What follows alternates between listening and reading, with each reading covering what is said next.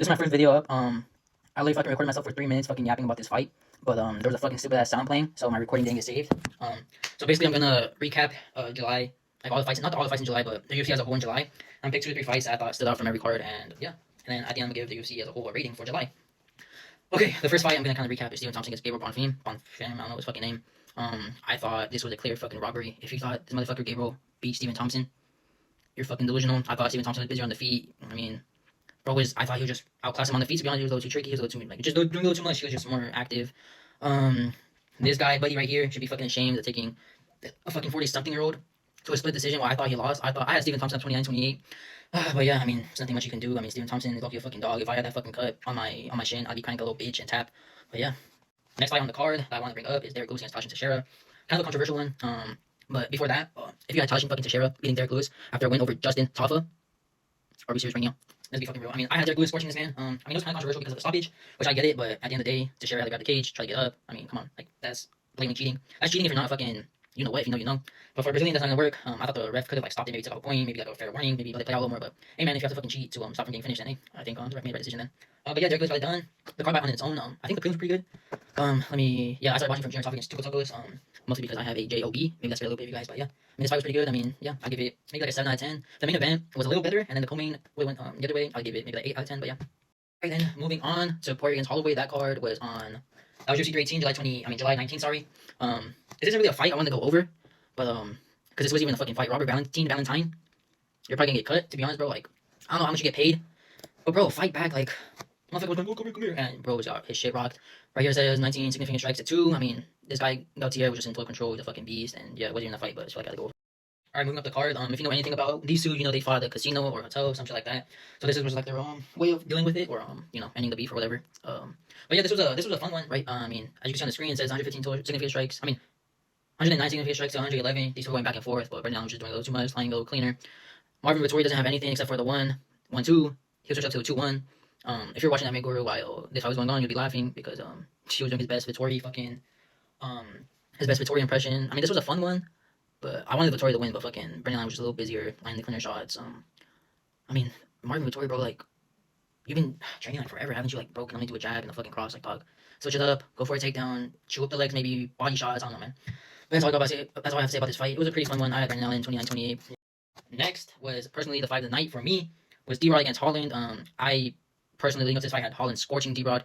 D-Rod looks like he's never fucking picked up a weight in his life, bro, built like a fridge. But hey man, he's a fucking brawler. He's a fucking, well, I can say it because I'm Mexican. He's a fucking bean. You know he's gonna go out there and scrap. I mean, it was a fun one, bro. It's back and forth. Fucking Holland looked like he was about to finish him. Daniel Rodriguez looked like he was about to finish him. Hey, this was a fun one. Fucking shit was crazy, man. I thought Holland for sure had that in the 3rd round, but I don't know how that fucking Mexican survived, bro. Like with that fucking ball head of his, he just absorbed all those shots. Shit was crazy, man. But yeah, main event. Dustin's retirement fight against Max Holloway. To be honest, yes, it was a good fight, but it was a little underwhelming at times. I mean, you can tell Dustin was kind of like on cruise control sometimes. Holloway looked like he wasn't really going for the finish when he dropped him in the 1st round. I thought he could have had him after the 1st round, to be honest. Holloway dominated, to be honest. I'm seeing up in the scores cards, it says 40-47. That judgment's be smoking dick because I had it 50-45 to Holloway. Dustin has a lot more power, I feel like, than Holloway, but Holloway has the volume. It was a fun one, man. It was kind of a scrap, but you can tell they're kind of winning back at times, but it was fun. Overall, this card was good, but there was kind of like these slumps, like Ige against Pitbull was terrible. I mean, Johnson against Huber was alright. Other fights in this card were okay. I mean, there was a lot of finishes in the prelims again. I mean, I'll give this card like a 7.3 out of 10. I mean, it's nothing special, to be honest. Like, I mean, there wasn't even a fucking championship fight. Let's be real, BMF is fake as fuck. I'm sure you're an MMA fan, and yeah. Alright, I'm gonna go a little faster because I don't know if I'm gonna split this up or post as a full video. Bryson Mitchell did his thing, Dizzle against Said Nurmagomedov. I watched that fight, but then I got cut off because I had to go to my JOB after that. But I did watch the highlights. I watched the main event, the co-main back. Chara Magomedov. To be honest, bro, like you should be fucking flylining because right here, but I don't think he's anything special. I mean, everyone saw his fight against MVP. I don't think he's anything special. I think Cannonier fucking bulldozes him. I think even Paulo Costa fucking destroys him with body shots. I mean, yeah, man. I mean, it was kind of a scrap back and forth. Chara broke his nose. Yeah. Alright, next fight, my GOAT against Marcus McGee. I don't know why the fuck he took this fight, but he fucking, man, he looked good, he looked fucking great. He was that Russian dick to swing it up on Marcus McGee. He's tricky as fuck, bro. He's one of the funnest fighters to watch out there. If you know, you fucking know. If you like Peter Yan, I like you, bro. Like, come on, man, everyone fucking knows Yan is the fucking man. I don't think he should have taken this fight personally, but hey, he won 29-28. I feel like the last round was kind of a still one, but I think he dominated the rounds he won. It was alright, I mean. Alright, and then main event, Whitaker against RDR. This was like RDR's like first real opponent in the UFC, let's be real. Gerald Mearshart is trash, to be real. Bo Nickel is fraudulent. So Whitaker was like a big step up of competition. I went to go back to rewatch the fight. I didn't watch it live. Me personally, I had Whitaker 48, 47. But hey, I mean, I'm not really mad at it. I can see why people had RDR up. This fucking bro is like a fucking chicken on steroids. He's big as shit, bro. Like fuck.